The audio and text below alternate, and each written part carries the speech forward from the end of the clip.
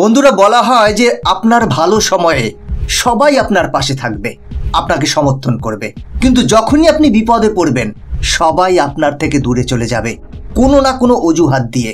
কিন্তু প্রকৃত বন্ধু হলে সে আপনার পাশে এসে দাঁড়াবে, আপনার বিপদে আপনাকে সাপোর্ট করবে, আপনাকে সমর্থন করবে। আর দুনিয়া বিশ্বাস করুক বা না করুক, এমন এক সময়ে যখন ভারত ও পাকিস্তানের মধ্যে উত্তেজনার পারদ ক্রমশ বাড়ছে, কিছু দেশ নিজেদের নিরপেক্ষ অবস্থানে রেখেছে, কিন্তু রাশিয়া ভারতের সাথে কাঁধে কাঁধ মিলিয়ে দাঁড়িয়েছে। রাশিয়া যে ভারতের প্রকৃত বন্ধু সেটা আবারও প্রমাণ করলো।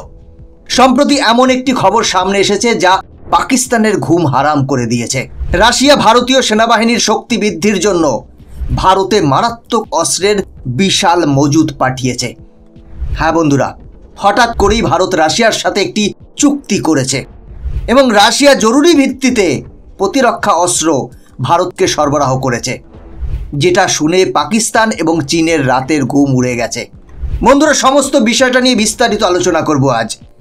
রাশিয়া ভারতে কোন কোন অস্ত্র পাঠিয়েছে, সেগুলো কিভাবে কাজ করে, তার রেঞ্জ কত এবং এগুলো কতটা খতরনাক, সমস্তটা জানতে পারবেন এই ভিডিও থেকে, তাই সাথে থাকুন।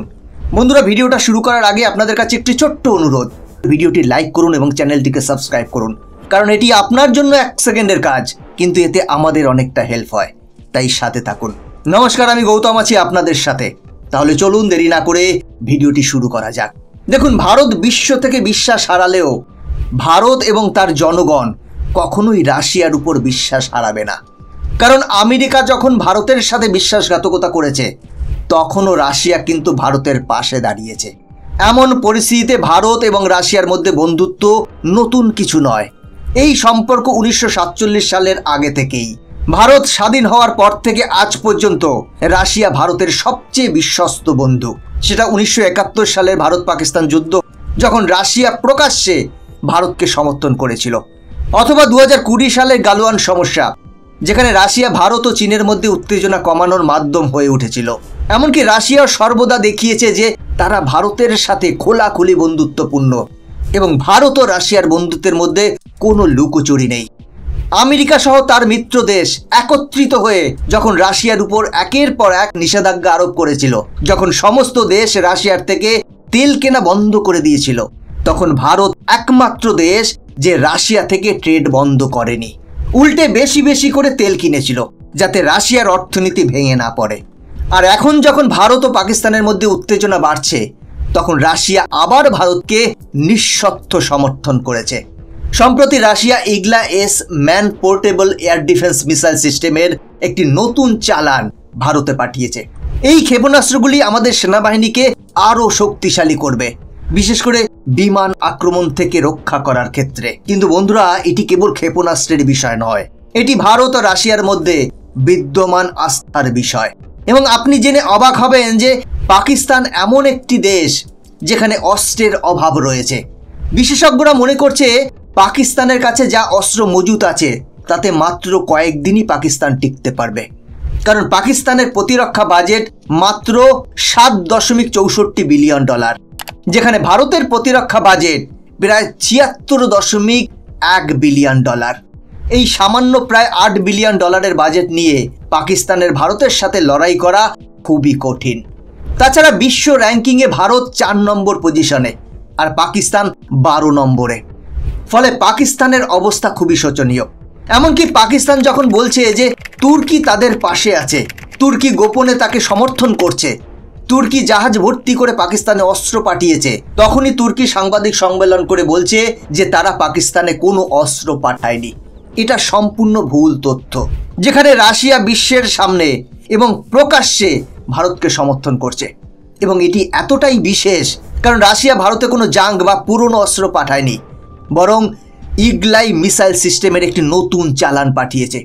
এটি কাঁধে নিক্ষেপযোগ্য, ভূমি থেকে আকাশে নিক্ষেপযোগ্য ক্ষেপণাস্ত্র। এর অর্থ হলো একজন সৈনিক এটিকে কাঁধে রেখেই উৎক্ষেপণ করতে পারে, যার কারণে যখন পাকিস্তান প্রতিশোধ নেবে তখন তাদের একটিও ক্ষেপণাস্ত্র ভারতে পৌঁছবে না, বরং আকাশেই ধ্বংস হয়ে যাবে।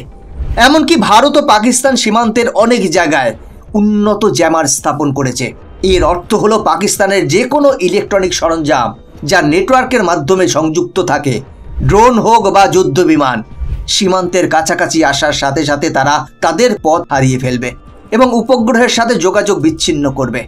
বন্ধুরা, এবারে চলুন এই ক্ষেপণাস্ত্রের কিছু বিশেষ বৈশিষ্ট্য জেনে নিই। কারণ সূত্র অনুসারে রাশিয়া 60 কোটি টাকার চুক্তিতে ভারতে বিপুল পরিমাণে ইগলিস ক্ষেপণাস্ত্র ব্যবস্থার একটি নতুন চালান পাঠিয়েছে।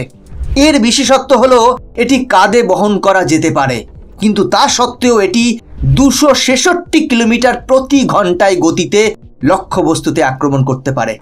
এছাড়াও যদি আমরা এর পাল্লার কথা বলি, তাহলে এটি 6 কিলোমিটার পর্যন্ত শত্রু হেলিকপ্টার, ড্রোন বা যুদ্ধ বিমান ধ্বংস করতে পারে। যেহেতু এটি একটি কাঁধে চালিত যন্ত্র, তাই এটি সহজেই পাহাড়ি এলাকা, বন বা যে কোনো কঠিন স্থানে নিয়ে যাওয়া যায় এবং বিশেষ করে পাকিস্তানকে উপযুক্ত জবাব দেওয়ার জন্য এটি একটি খুবই ছোট এবং বহনযোগ্য অস্ত্র। তাছাড়া এটিও বলা হয় যে এর নির্ভুলতা এতটাই অসাধারণ যে শত্রু পালানোর সুযোগ পায় না। এই ক্ষেপণাস্ত্রগুলি বিশেষ করে সীমান্তে মোতায়েন সৈন্যদের দেওয়া হচ্ছে, যাতে তারা শত্রুর বিমান আক্রমণ মোকাবেলা করতে পারে এবং এটি একটি জরুরি ক্রয় ছিল। ভারত রাশিয়াকে বলেছিল যে আমাদের এটি খুবই দ্রুত প্রয়োজন এবং রাশিয়া তাৎক্ষণিকভাবে এটি সরবরাহ করেছে। এর থেকে একটা জিনিস পরিষ্কার যে রাশিয়া ভারতের প্রতি কতটা প্রতিশ্রুতিবদ্ধ। এবং বন্ধুরা, এটি কেবলমাত্র ক্ষেপণাস্ত্রের বিষয় নয়, রাশিয়া পূর্বে ভারতকে S-400 ক্ষেপণাস্ত্র ব্যবস্থাও সরবরাহ করেছে, যা বিশ্বের সবচেয়ে শক্তিশালী বিমান প্রতিরক্ষা ব্যবস্থাগুলির মধ্যে একটি। এই ব্যবস্থাটি 400 কিলোমিটার পর্যন্ত যে কোনো আকাশ হুমকি ধ্বংস করতে পারে। সেগুলো পাকিস্তান সীমান্তে মোতায়েন করা হয়েছে এবং সম্প্রতি খবর আসছে যে তুর্কি জাহাজও পাকিস্তানের করাচিতে পৌঁছেছে এবং পাকিস্তানি সেনাবাহিনীকে এই বিষয়ে কিছু প্রশিক্ষণও দেওয়া হচ্ছে। তবে যদি তুর্কি পাকিস্তানকে প্রতিরক্ষা অস্ত্র সরবরাহ অব্যাহত রাখে, তবে ভারত ও পাকিস্তানের মধ্যে যুদ্ধ আরও মারাত্মক হয়ে উঠতে পারে। তবে শেষ পর্যন্ত পাকিস্তানকেই হাঁটু গেড়ে বসতে হবে, কারণ ভারত এই সময় প্রতিটি ফ্রন্টে যুদ্ধ করতে প্রস্তুত। যেখানে ভারতীয় নৌবাহিনী আরব সাগরে তাদের কার্যক্রম বাড়িয়েছে এবং INS বিক্রান্তের মতো বিমানবাহী রণতরী মোতায়েন করছে, যা দেখায় যে ভারত যে কোনো পরিস্থিতির জন্য প্রস্তুত। সীমান্ত উত্তেজনার মধ্যে আরও একটি বিষয় সামনে এসেছে।